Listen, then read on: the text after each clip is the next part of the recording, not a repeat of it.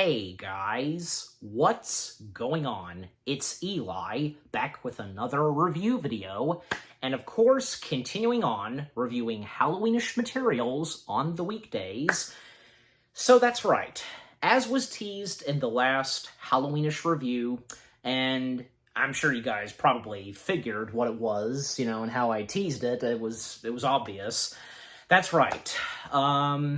I'm now finally reviewing this one Halloweenish film that is directed by none other than Kenneth Branagh, and not to mention, this movie is celebrating its anniversary, and I've got to say, I'm glad to have finally have seen this fully, and I've only seen a few clips and bits and pieces of it, just a little, not a lot. But yeah, and good thing too, so that I didn't see that much clips before finally sitting down and watching the movie in all its glory.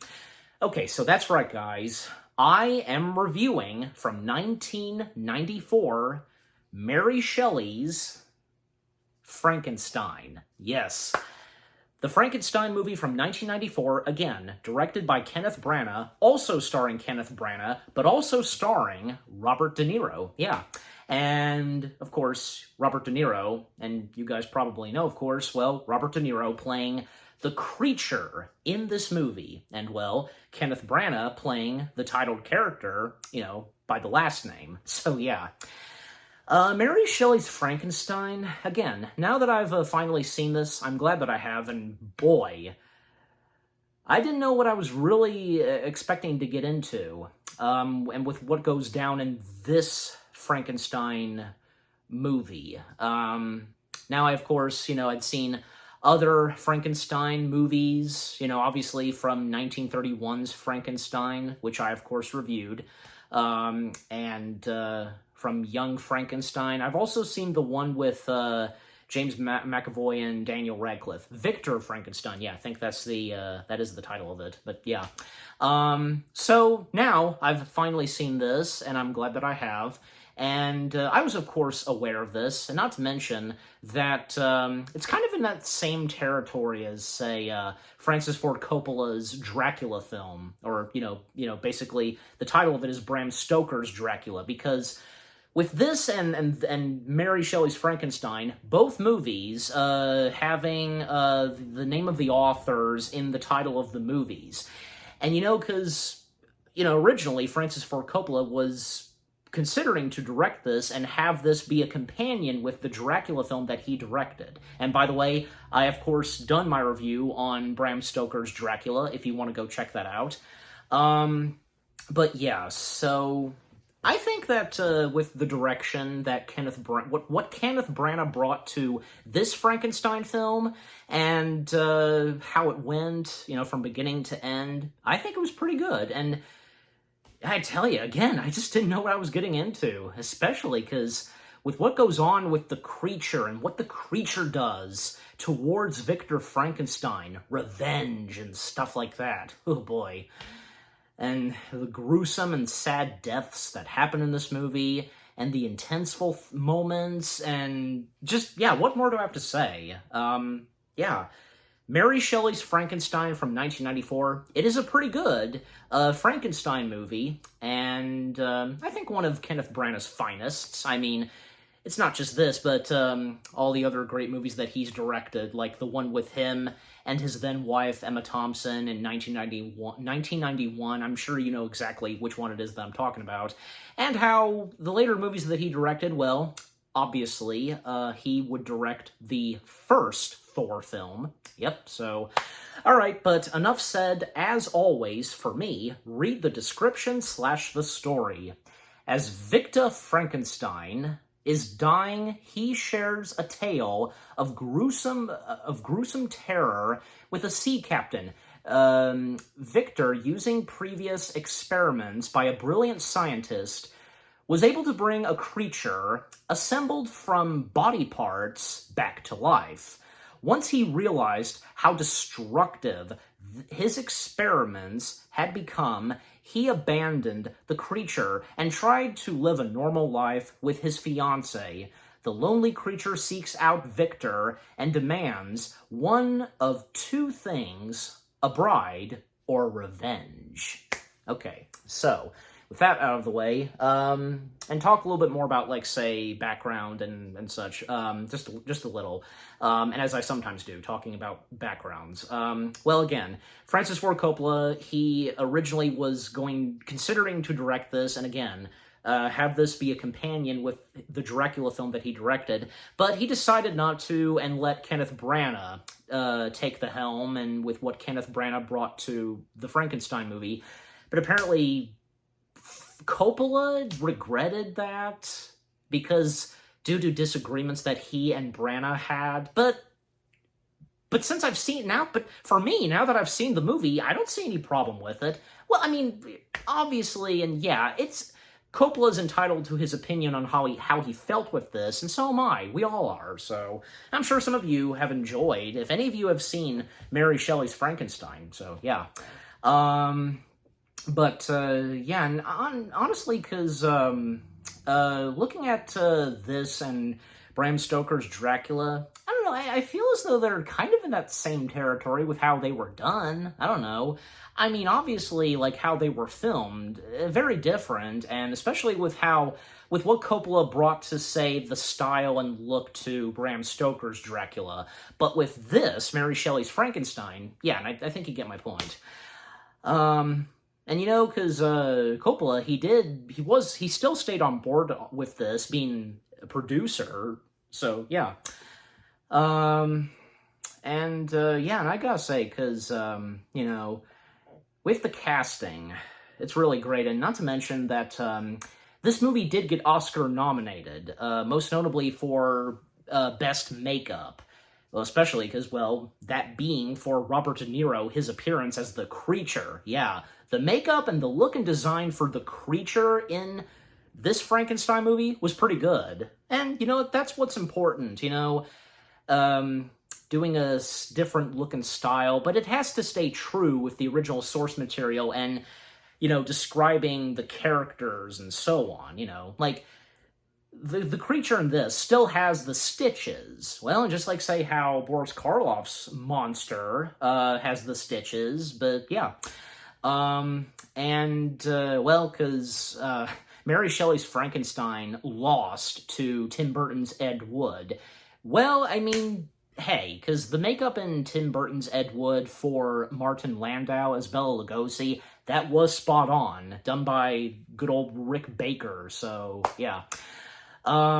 Yeah, but also because, there was a time in the 90s when, you know, some, monster movies from, say, Dracula, Frankenstein, and I know that, Hack the Movies described this, a heck of a lot better, but, you know, from this, Bram Stoker's Dracula, and the Wolf, I think that's the correct title of it, with Jack Nicholson playing the Wolfman, basically, yeah, so those.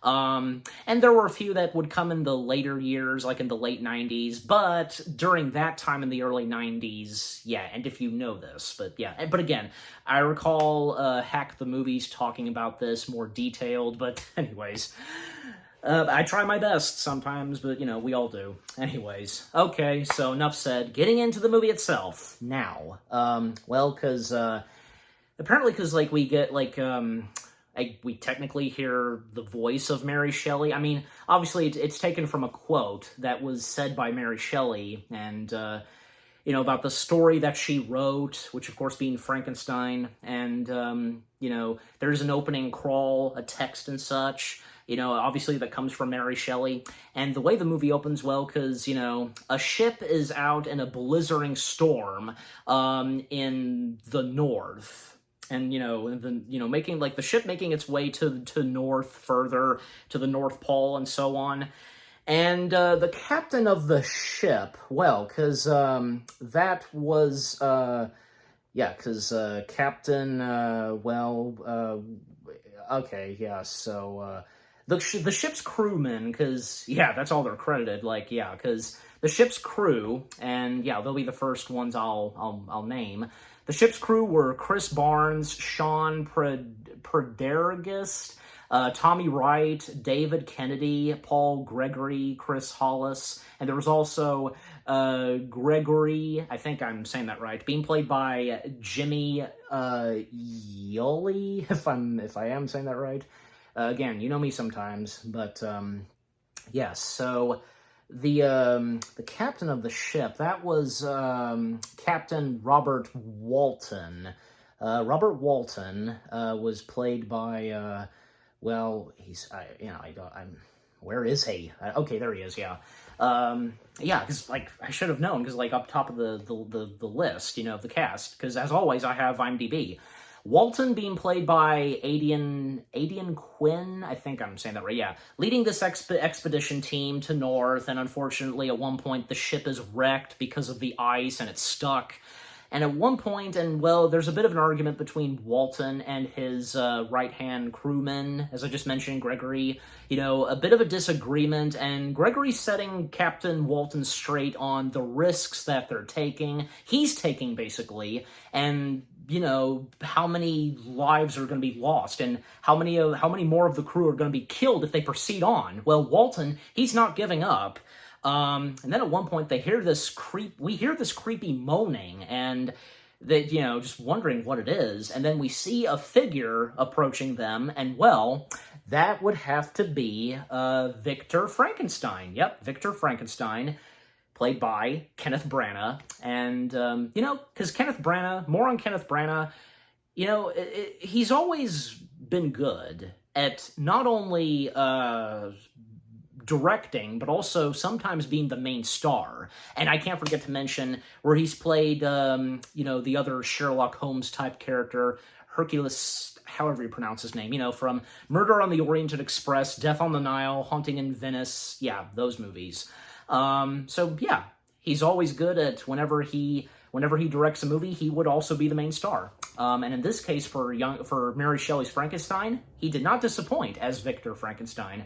So he meets up with and runs into the captain and the crew, and trying to convince them that, it's not safe out here and they should follow him, but Walton is not having any of this. And, well, the moaning that they hear some more, well, the dogs are let loose. They break off the leashes, and they charge at whatever it is that's, making creepy moaning. And, well, we see that the dogs, which are huskies, they're being killed, every single one of them. And the crew get back in the ship, and there's a conversation that happens between Walton and Victor, and Victor can tell that Walton shares the same madness as he had. And, well, this is where Victor goes into some background and tells a story to Captain Walton on what happened and where Victor is now, and him, meeting with the captain and such, and yeah. And, well, this movie being set, of course, in the 18th century, for those of you that would know by now.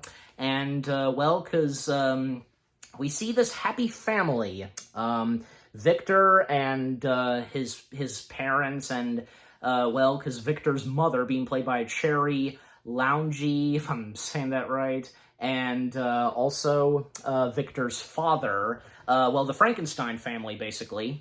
Yeah, why is Frankenstein not? Why is it not listed?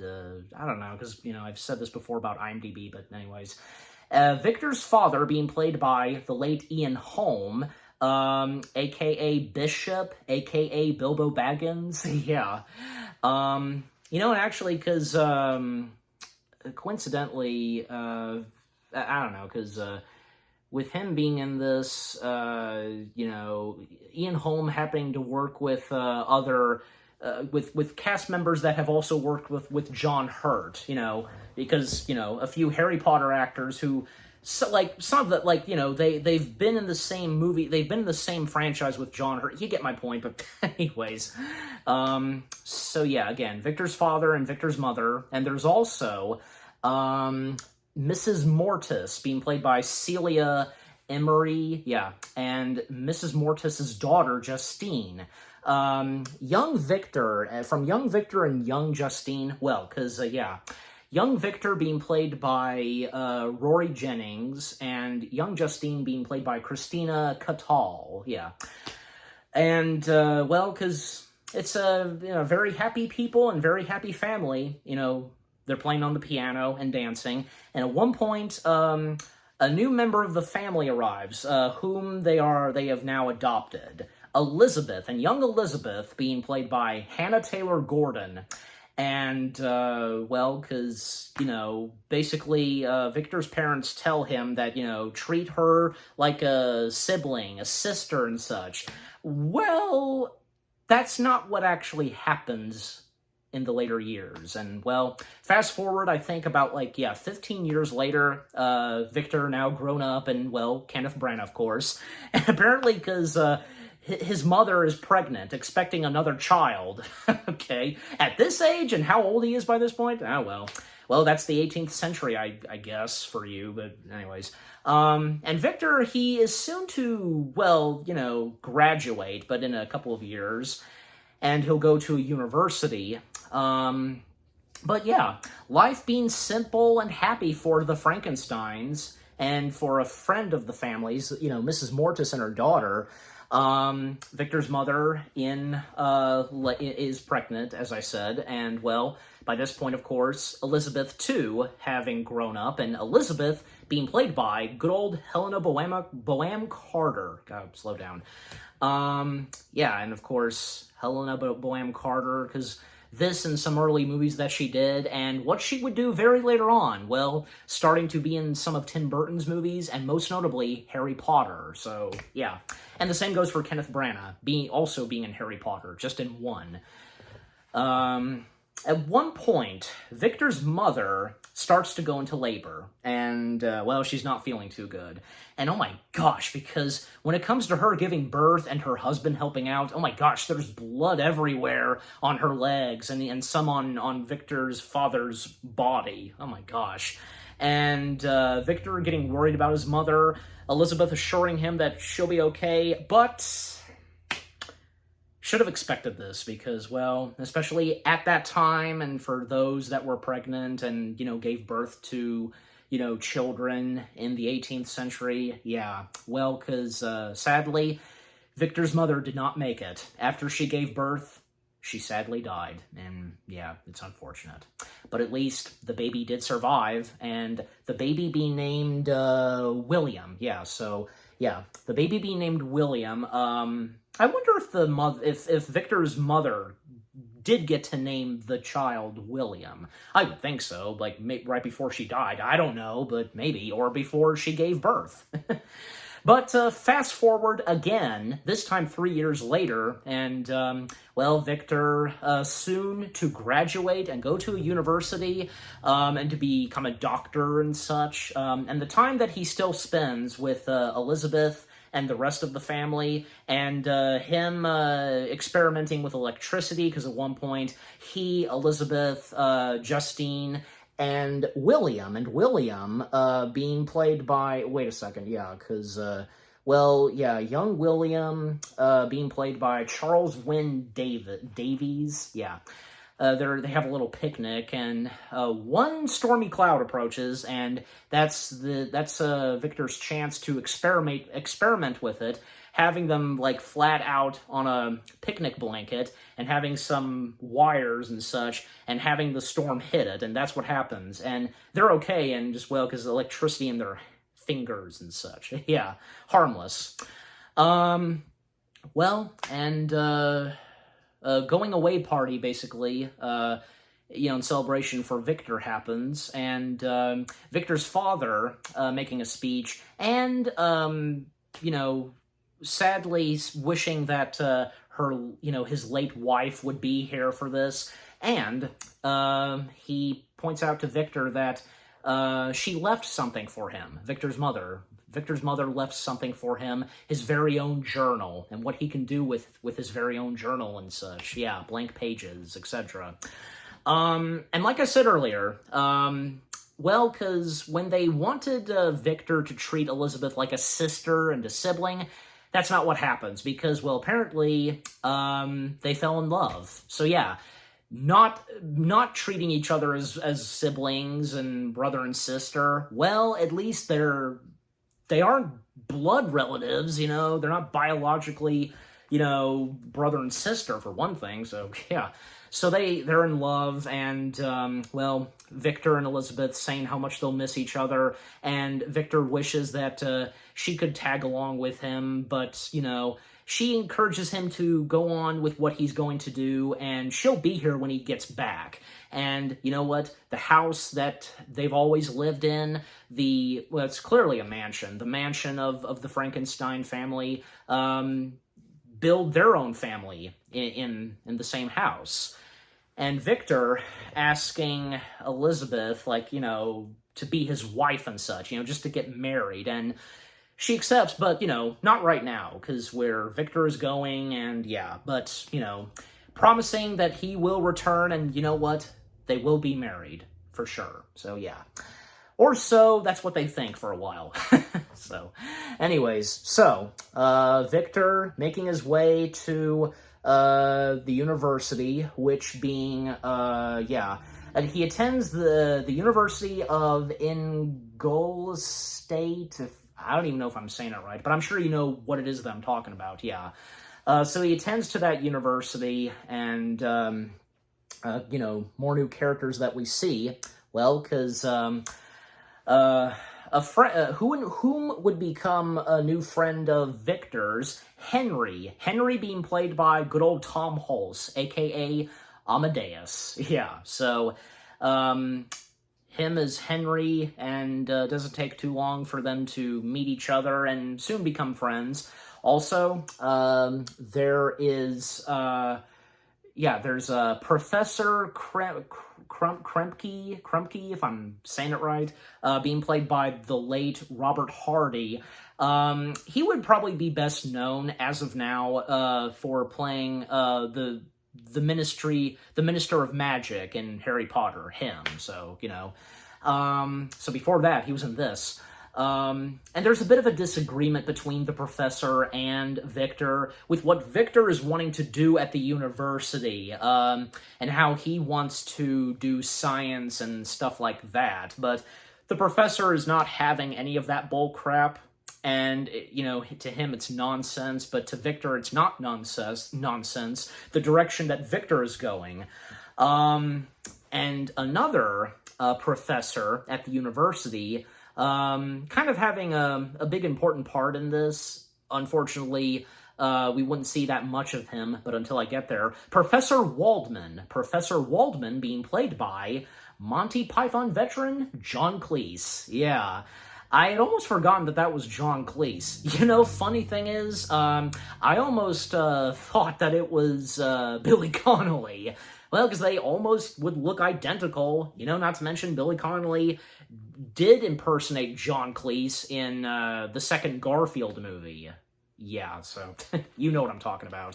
So yeah, John Cleese playing Professor Waldman, and you know what? Because John Cleese, you would almost not recognize him. Just how he's made up. I mean, maybe aside from the wig, but just like a bit of the makeup on him, especially he's wearing fake teeth. Like, I noticed that that's like the teeth that he was wearing, prosthetic teeth for the character of Professor Waldman. Just, yeah. Professor Waldman, obviously hearing the conversations between, Professor Krempke and Victor, well, especially because this is public at a meeting, class and such, and just, what Victor's going for, and with what he's doing for research and experiments, bringing people back to life and all that, because we know about Victor Frankenstein and what he does, but to Professor Krempke and such, and everybody else at the university, nonsense and ridiculous, outrageous, even at times, how Henry kind of feeling the same way too. But that is, except for Professor Waldman, because, when Victor, along with Henry, meeting and interacting with Professor Waldman some more, well, because Professor Waldman went in that territory as what Victor is wanting to do, experimenting on deceased bodies, there's best examples, of course, and, for testing, an X-frog, a hand of whatever it is. It looks like a giant hand of a rat or something. I don't know.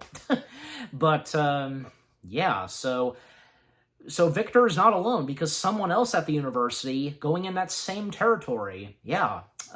Even it's discovered, especially, Victor discovering, like, a journal that Professor Waldman kept on the ways on, step by step on bringing a body to life and how to do it in a specific way.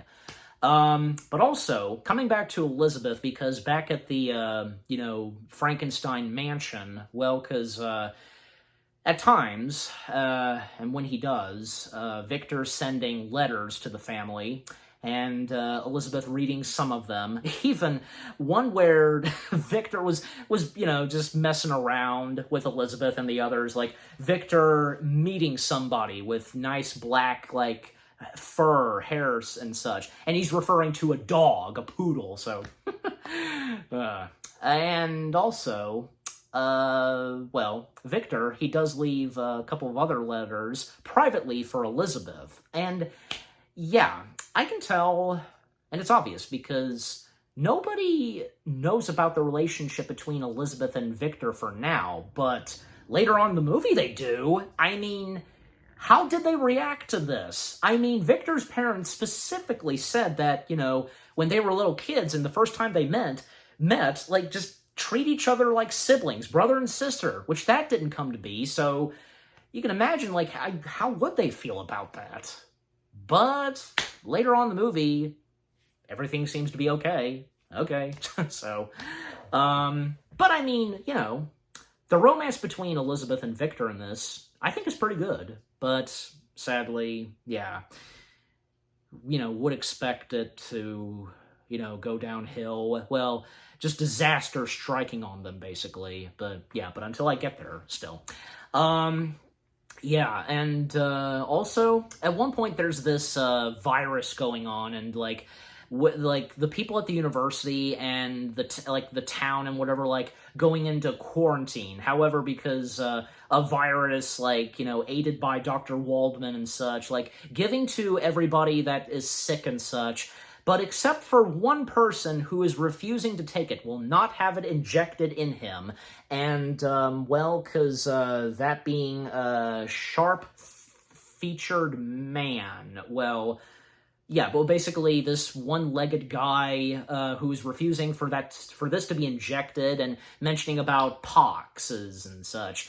That being Robert De Niro. So this is where we first see Robert De Niro. It's nice to see that, well, we would at least have to see him before what would happen to this poor guy, what would be done to him by Victor Frankenstein, him refusing completely to take the virus, and, well, he at one point stabs and murders Professor Waldman, literally. And, it's amazing that in this movie, how quick some of these deaths are, in my opinion. I'm sure you guys would feel the same way, too, when watching this movie. How some of these deaths and such, they go by quick and just golly already, because they kind of don't take their time. This movie doesn't take its time and such. Jeez.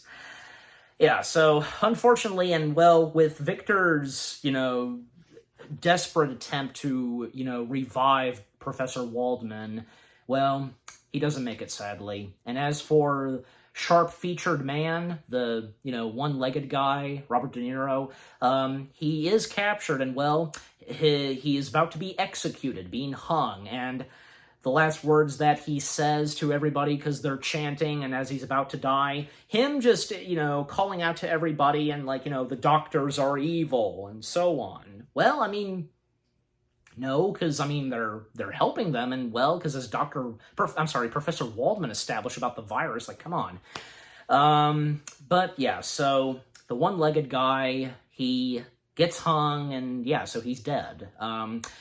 Well, and after that, and again, with Professor Waldman's unexpected murder/death, well, Victor, he wants to continue what Professor Waldman left off by bringing a body back to life and such, and how it's done in a specific way. And a little later on, Victor did read those files, like in the book and such, the journal from Professor Waldman, and the word two words, Raw materials. That's what sparks Victor's mind and what he does next. And, well, he starts doing a bit of, like, some grave robbery, getting a couple of bodies, and also getting some liquid from, like, he managed to get some liquid from a woman who was screaming to death. It's hard to put it at words, but if you've seen the movie, you know.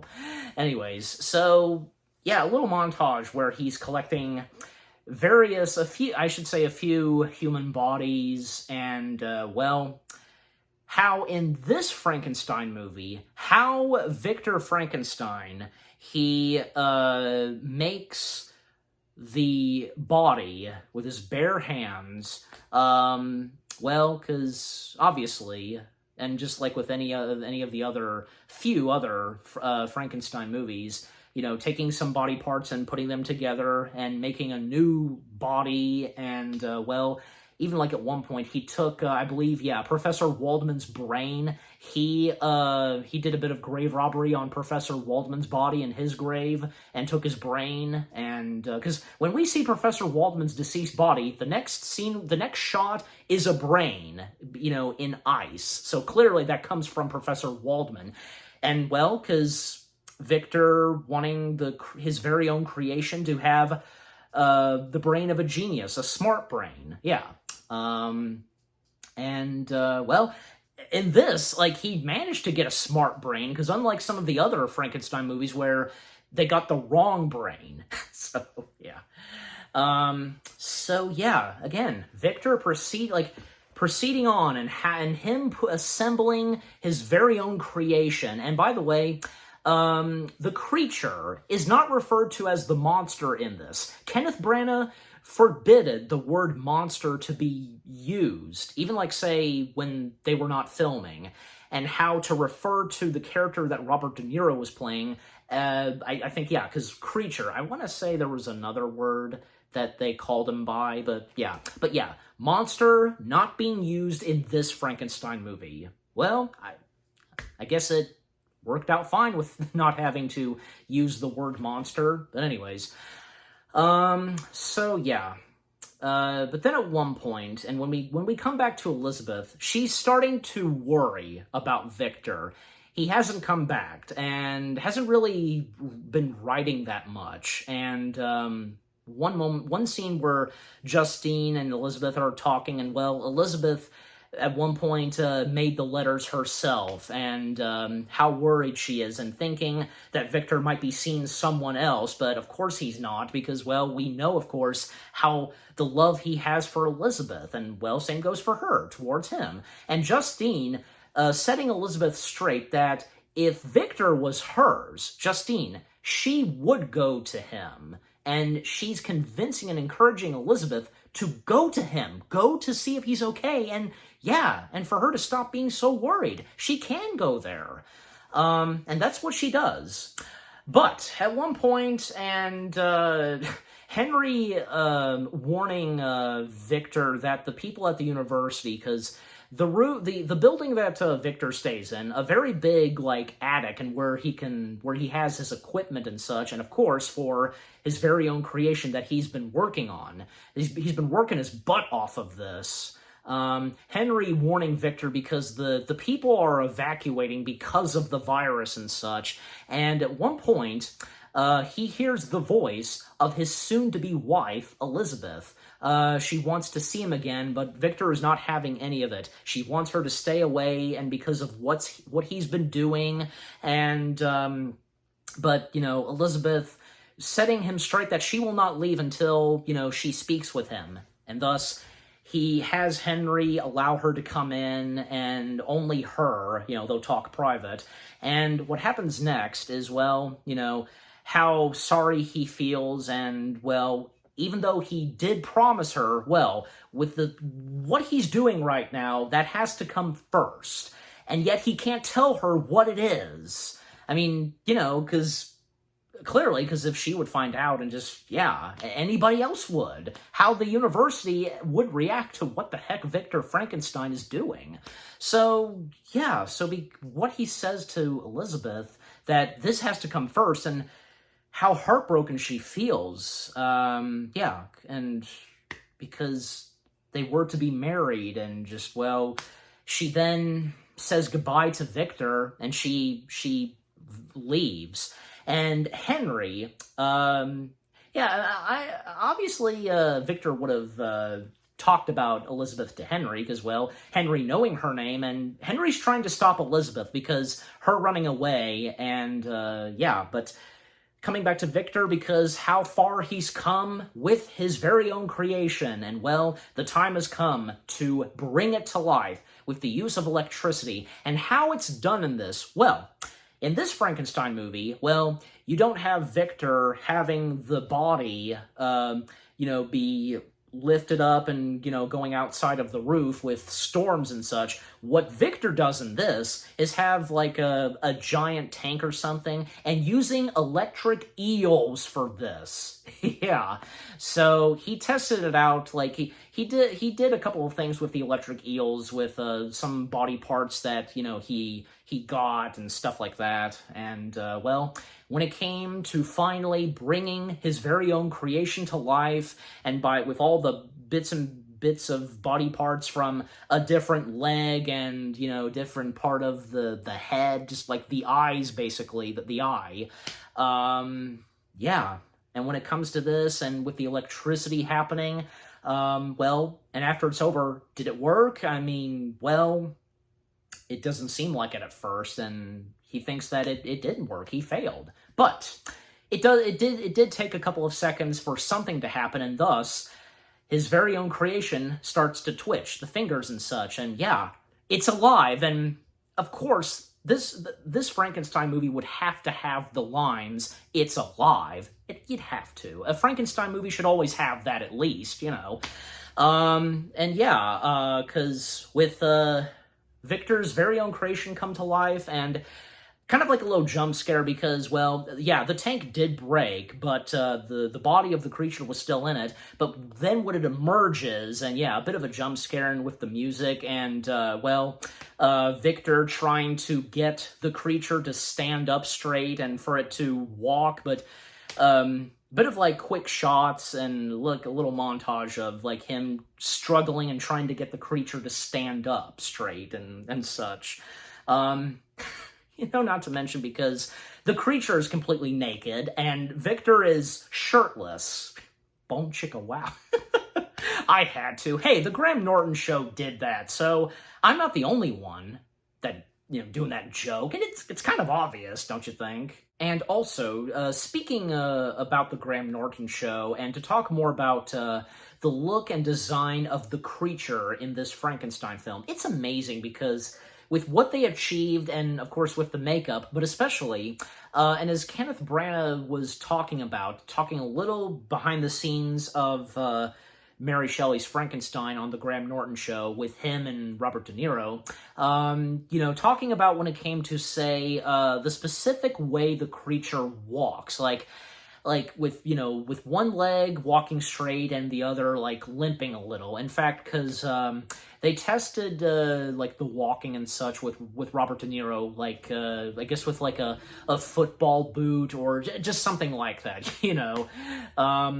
It's crazy, and it's funny with what he described, but hey, with what they achieved and the final results in the final movie, they succeeded in what they specifically wanted to bring to the creature on screen. Yeah, so, and Robert De Niro, he did not disappoint. Yeah, because, again, Robert De Niro, his performance as the creature, just fantastic, and further on in this movie, and with what goes on with the creature, how he does develop, and yeah,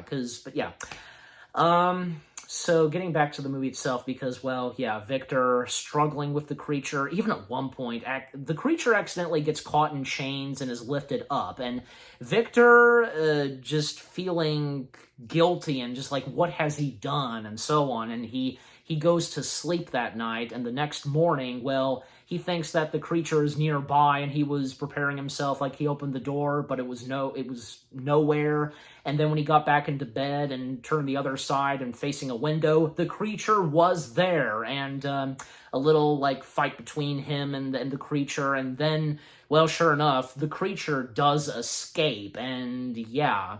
And the creature, because wandering through the town and in the clothing that it wears throughout the rest of the film, and how at one point he does get spotted when he like goes for a piece of bread, and well, the lady selling the bread confronts him, and yeah, everybody now sees the creature, and well, because they're terrified, and you know, a mob begins, and the creature, not knowing its strength at first, like, throwing some of the people and just, yeah. And eventually, it makes his way out of there and making his escape, getting in, you know, riding on a carriage with dead bodies and such. And, yeah, the creature making his escape, and at one point, he makes his way to a house in the woods, a cabin and such, and hiding in a barn, basically, because it is a bit of a farm and such. There's, you know, there's some barn animals. Yeah,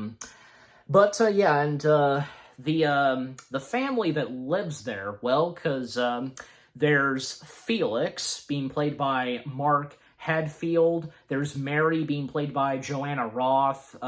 Maggie, being played by Sasha Haniu, if I'm even saying that right. Thomas, being played by Joseph England.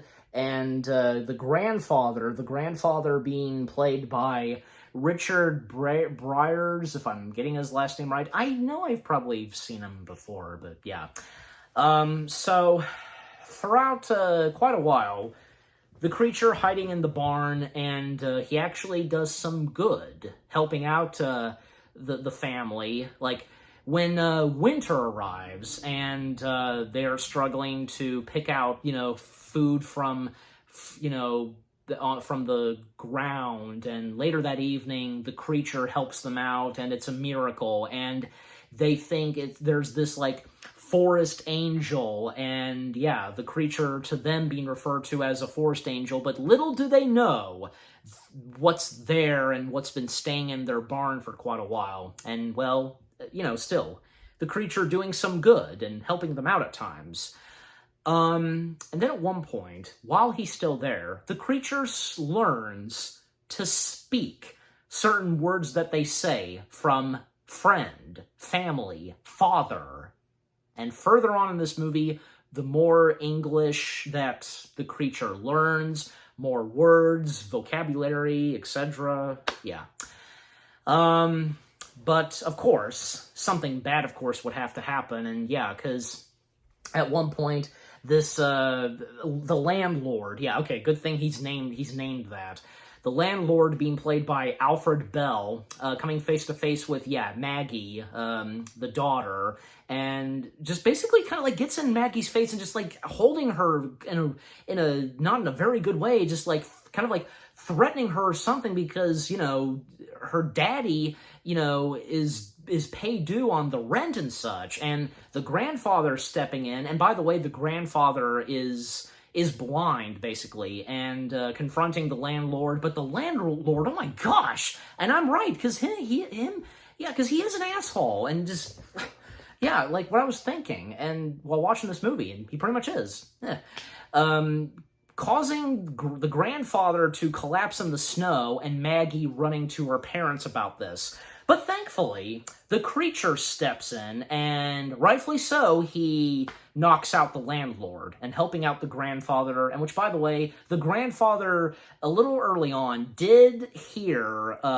you know, tree branches and such rustling from the creature, but now, this time, the grandfather, even though he's blind, you know, he knows that there's someone there, and, well, it's the creature, and the grandfather offering the creature to come inside, but yeah, when Maggie makes her way to, you know, to alert her parents on what just happened, that the landlord did something to, you know, to grandfather, well, but when they come back, but yeah, but right before that, because the conversation that the creature and the grandfather have It's really good and quite emotional, because the creature describing and telling the grandfather how mistreated he is, and how people feel towards him.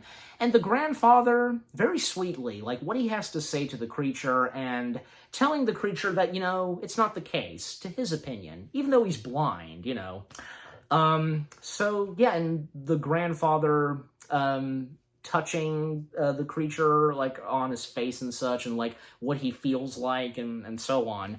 But all of that being interrupted at that very sweet moment, and when the grandfather is helping out the creature, well, all of that is ruined when, Felix, Mary, and the children come in, and Felix scaring away the creature, thinking that, yeah, the creature did something to the grandfather, but no, it was the landlord.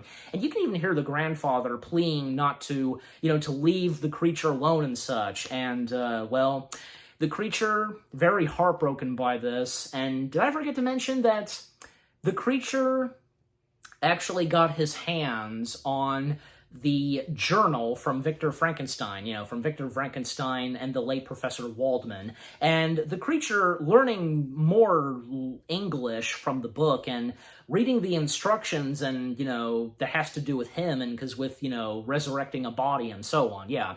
And the further he reads the book throughout the rest of the film, and when at one point, and when he makes his way back to the same house where the grandfather was and the family, well, by this point they're gone, because they were basically going to move, in which they did.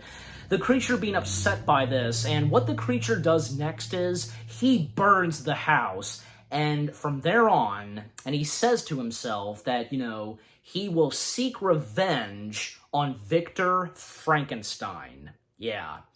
And when coming back to Victor Frankenstein, well, because by this point, everything seems to be looking good for Victor Frankenstein. His friend Henry helped him out, and, well, somehow, and clearly this was Henry's doing, Henry managed to talk and convince Elizabeth and not to leave and stuff like that. And, well, Elizabeth is still there, and once again, Victor and Elizabeth are reunited. And, they're happy once again, and they soon plan to be married when they get home. And, yeah, and Henry, tagging along with Victor and Elizabeth, a new friend of the family and helping them out and such, that's nice to see. And, Victor's equipment and stuff being packed, and thus about to leave the university and make their way back home to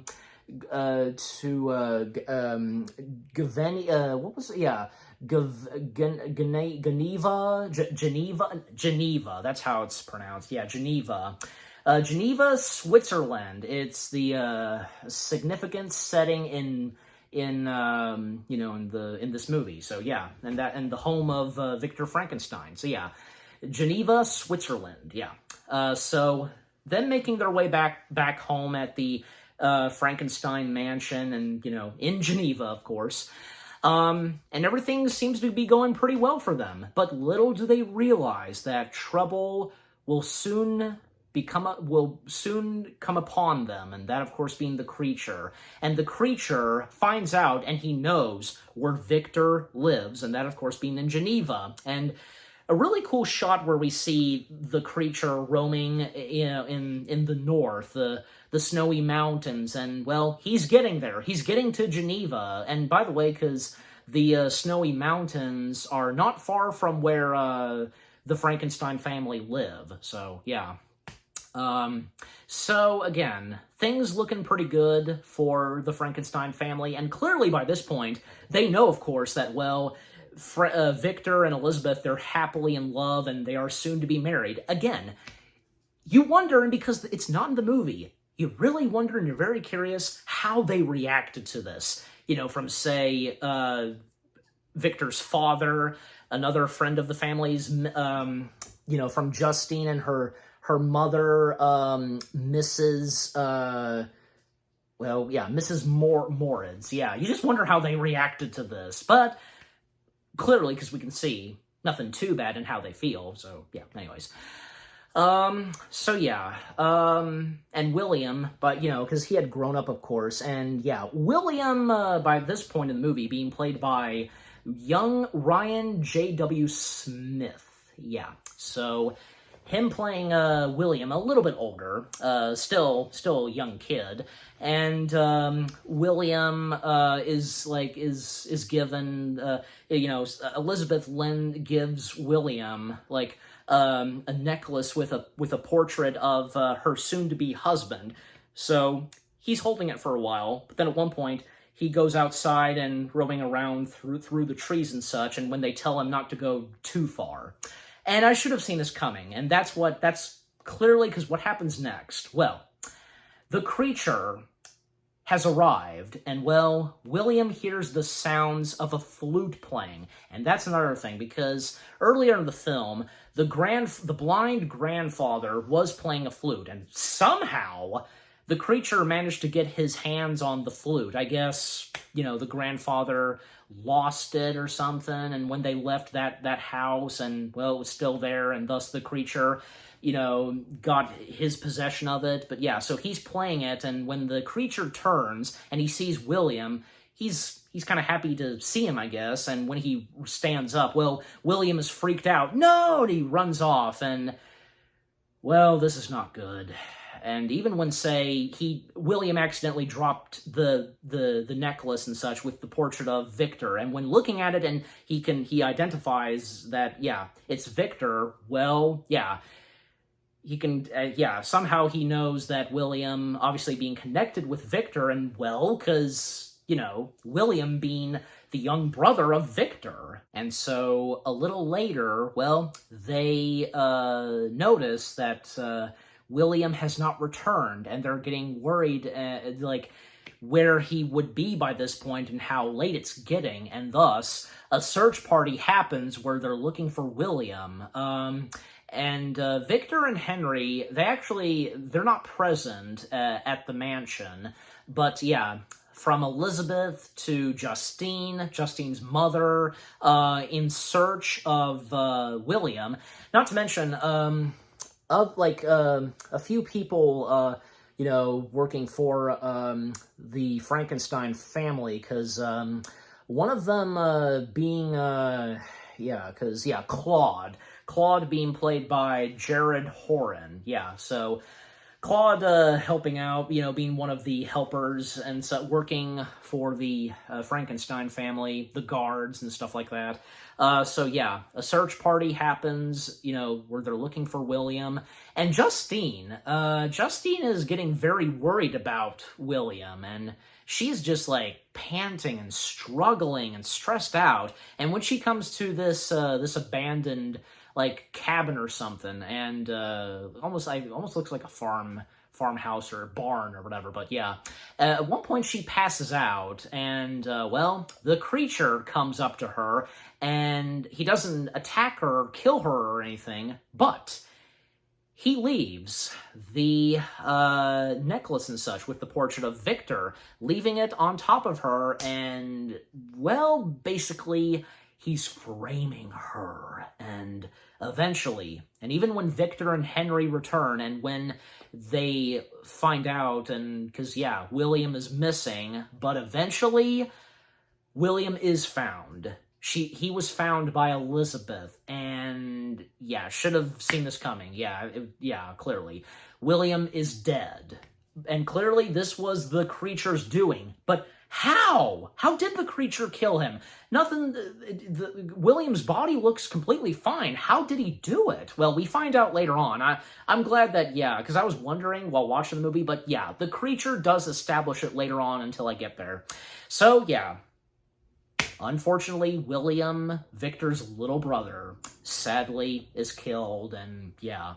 And after that, and the next day, well, Justine has gone missing as well. And turns out that, well, they found, and whom they think at first might have killed William, and that, of course, being Justine. Like I said, the creature framing Justine, and, well, Justine was taken to the jail, but the villagers broke into the jail, and even when the guards are trying to protect Justine, this crazy, angry mob going after Justine. And, well, obviously because they know about the death of William, and, well, them suspecting that it could have been Justine. It's a crazy scene, and, well, because where are they taking her specifically? Well, I have a good feeling where, and even a little early on, right before that, because Mrs. Mortis getting worried about her daughter and just how upset she is, and, well, her daughter is the only thing she has left, pretty much. But what happens to Justine, and even when Victor and Elizabeth and Mrs. Mortis, they're trying to stop this, but, well, the crowd's not listening, and they're being too loud and rambunctious, because of them being a mob, of course. Well, and Justine's shouting out to them that she was, like them, trying to find William, and just, yeah. And what happens to poor Justine? Well, a noose around her neck, and it's a long drop. They force her to fall down, and that's what happens. And just that force, like how quick the drop is with the rope and such, like, oh my gosh, how intense that was, how it is in this movie. Crazy. And Justine didn't deserve it. And just, it's crazy, and with what the creature is doing. And after that, well, later that evening, the creature comes face to face with Victor, and Victor once again meeting his creation. The only things that the creature says to Victor is to meet him the next day at, this ice and sea, how he describes it, basically up at the snowy mountains, and yeah. And, well, the creature leaves, and, well, Victor, he gets down on his knees, and, well, he has no other choice, because he doesn't want anything else to happen. He has to go alone to meet with the creature, and still not telling Elizabeth, nor Henry, nor anybody else. And by this point, after the death of William, Victor's father is heartbroken. He's just in bed, and his eyes wide open, just completely dramatized by what just happened to his young son. I don't blame him. Yeah. But yeah, so with Victor, him making his way to the snowy mountains, and where he's supposed to meet the creature, and where is the creature? Well, out of nowhere, the creature jumps on him and causes Victor, like, having Victor slide down below into a snowy cave and such. And that's where a serious conversation happens between the creator and his creation, best way to put it. And by this point, yeah, the creature really knows how to talk and such with, all of the words that he's learned, and proper talk, and yeah, the dialogue that the creature says and towards Victor, the creature just wanting to live a happy life and such, and where he would want to live, and even wanting a companion, a woman by his side, and he forces Victor to help him with this, but he really has no other choice, and hopefully Victor can right the wrong, and thus, that's what Victor has to do, or else, who knows what the creature's gonna do next. And when he gets back, and yeah, like, he doesn't say anything to them, to Elizabeth, Henry, anybody else, but eventually he does, well, because they are aware, of course, that someone, clearly, not Justine, someone killed William, a mysterious man, but Victor's, not telling them still on who the man is and what he has done, that he has created a living creature, a deceased body, and, because after what Victor said, and, like, he has to work on something else, well, Elizabeth, she's completely had it, and she's gonna go away for a while, go to another house, and even after, because how heartbroken she is, and even after Victor promised her that they would be married, he would not do what he did back at the university and so on, but, yeah. And of course, he feels really guilty about this, but, she's gonna leave and such. And thus, well, Victor, he proceeds on what he's going to do. Again, he has no other choice, especially with what's at stake. It's pretty much a matter of life and death, basically. Thus, he begins preparations, setting up his equipment, and going to create, resurrect another deceased body, which of course being a woman. And the creature handpicks a dead female body, and that being Justine's. Yeah, and even Victor flabbergasted, like, why this? And just, yeah. And just, he's refusing. At one point, he then refuses to do so. And even when, well, because, the creature's strangling him, but I guess, Victor managed to make peace with the creature, because, well, we then see him running to Elizabeth right as she's about to leave, walk out the door, and telling Elizabeth that he's terrified. He doesn't know what to do, and, he's afraid to tell her the truth and stuff like that. But she's telling him that he has to, or if he doesn't, then, she'll still leave. And thus, well, he's going to tell her, but, somehow things manage to work out for them very quickly, and, well, Elizabeth can understand and see through Victor, and, well, Elizabeth, she recommends that they get married today, and they can worry about tomorrow with what he has to tell her. Today, they get married, and thus they finally do. Right in the bedroom of Victor's father. Well, of course, it's necessary, and you know what? His father would have to see them get married, of course, and that's what happens. They do finally, officially get married, and after that, well, they are sent off on their honeymoon with some guards, by their side, while Henry remains in the mansion, keeping watch and protecting Victor's father, but did Victor forget that the creature was still lurking in the mansion? Did he forget? That's what I'm wondering.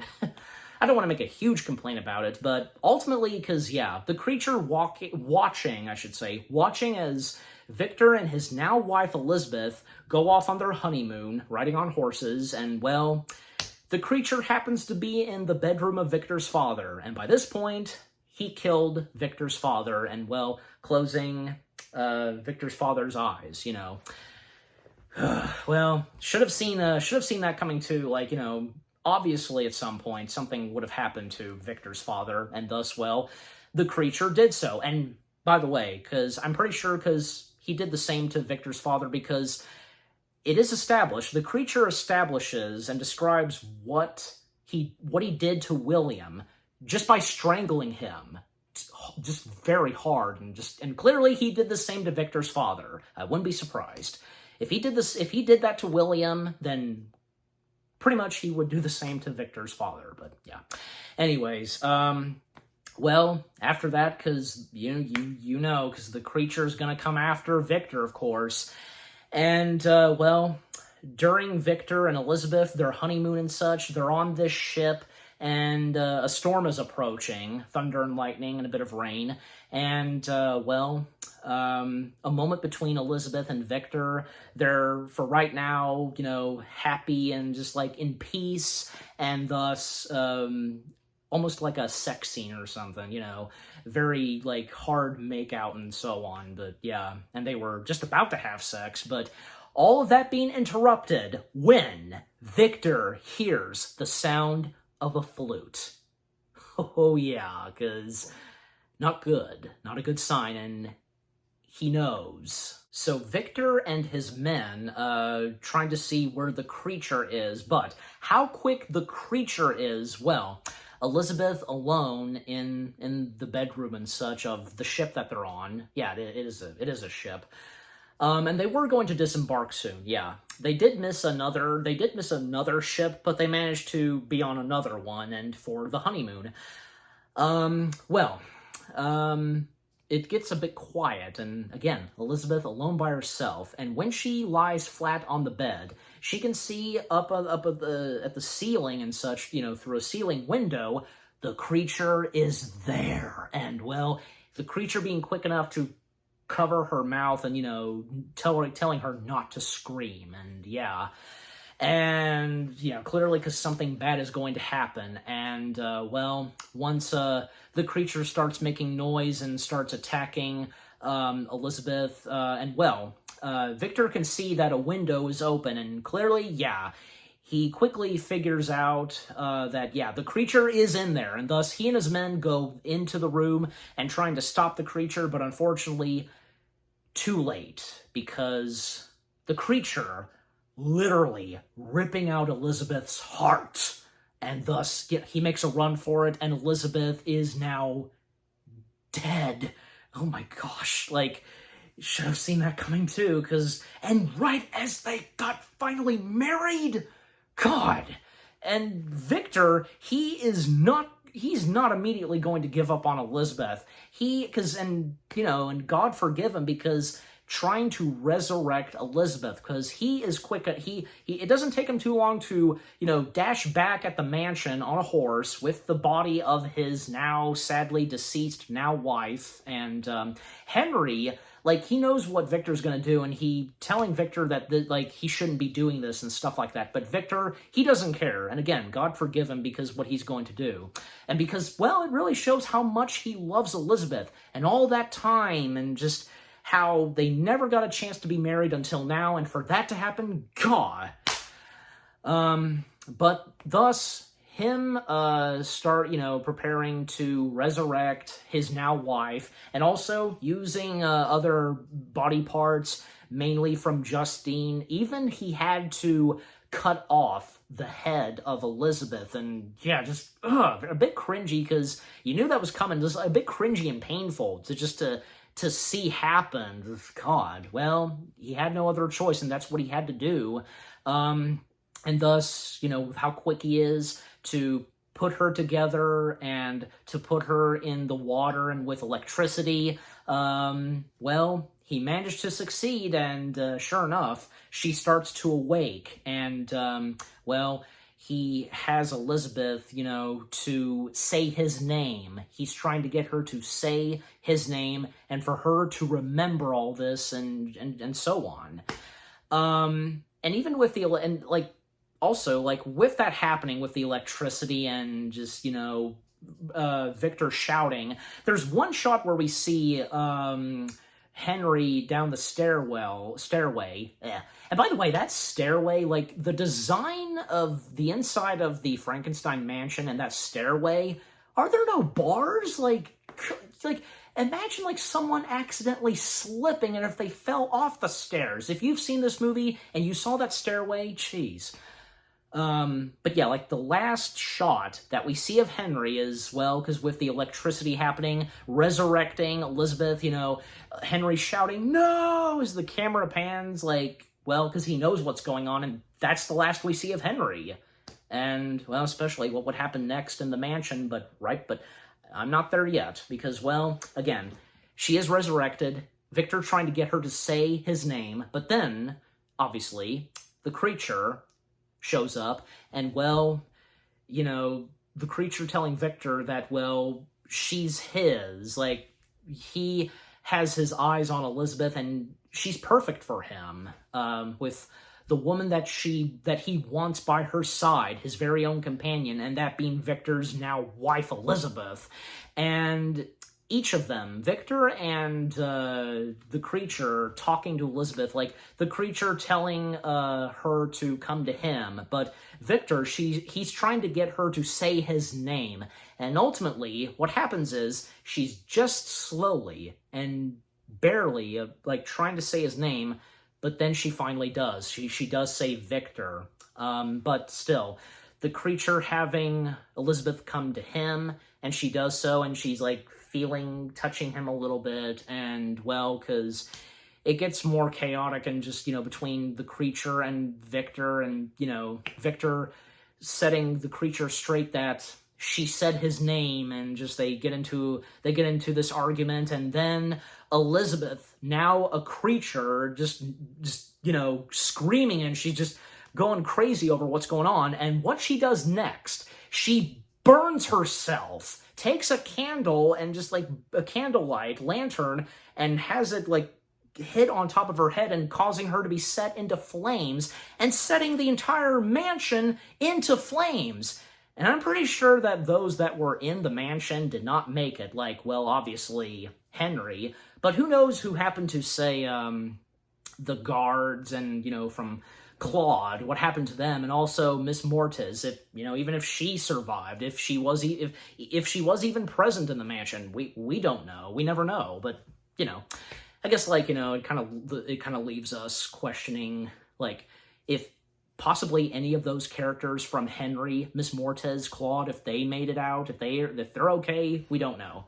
We're just left to assume. It's one of those things.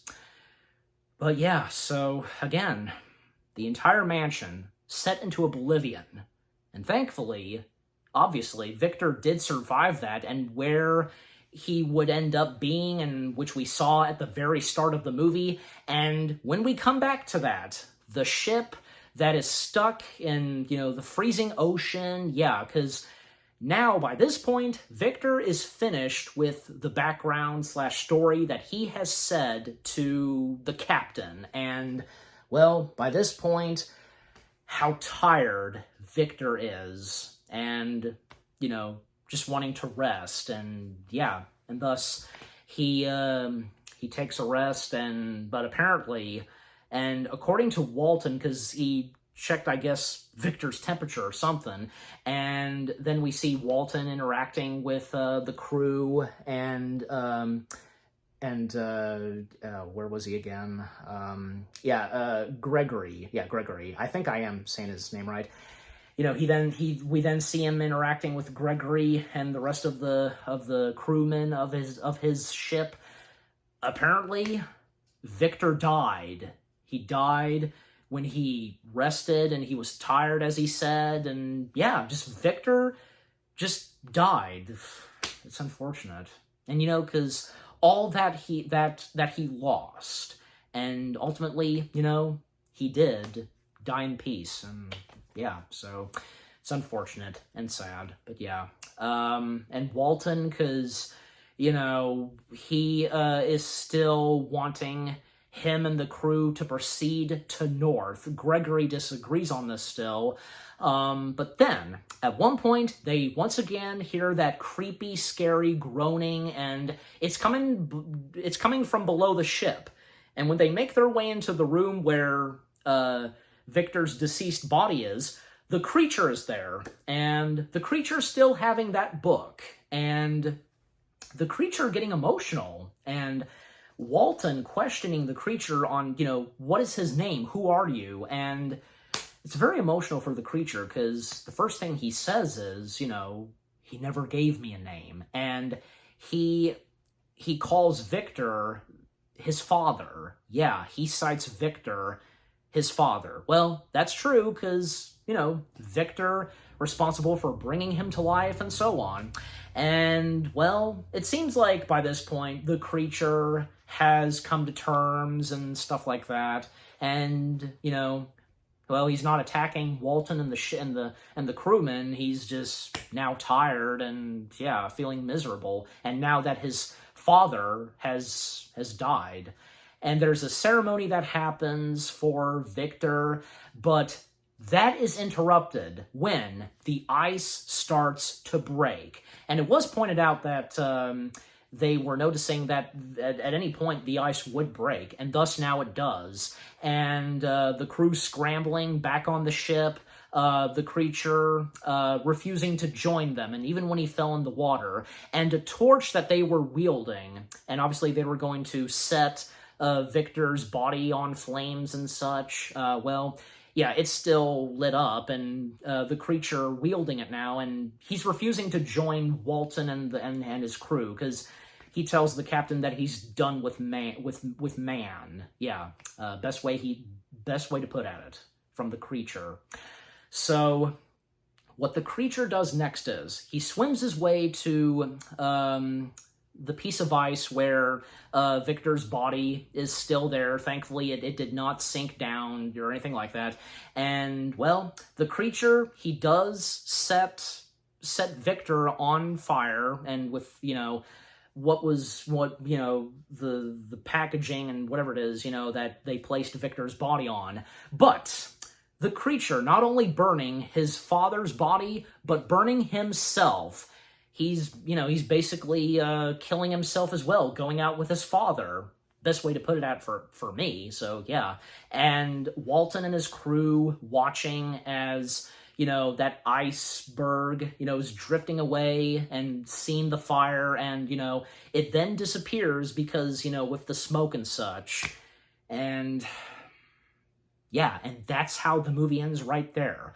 What a heck of a way for this movie to end out. And yeah, because the creature killing himself alongside with his father, going out along with his father, creator and creation both being burned alive. And of course, fire being a very important part of the film. And, it's funny because, and interesting, I should say, that the creature is not really scared of fire in this movie, because we all know, of course, that with the Frankenstein monster, it has a phobia and is terrified of fire, but in this Frankenstein movie, not really. So, yeah.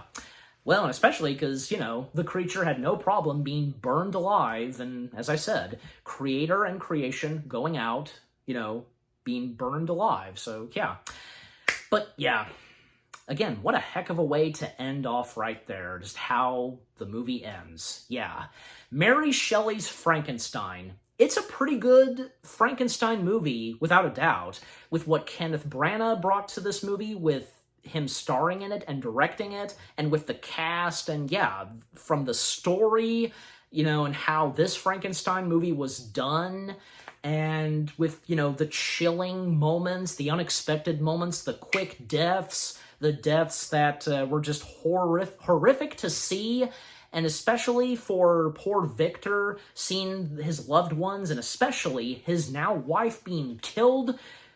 God, it's hard to believe, but at the same time, this Frankenstein movie is really good. Again, from the story, the direction, the style, what was brought to this Frankenstein movie, the casting and the characters, and the music and score, the makeup for Robert De Niro as the creature, some practical effects and such, yeah, visual practical effects here and there, yeah.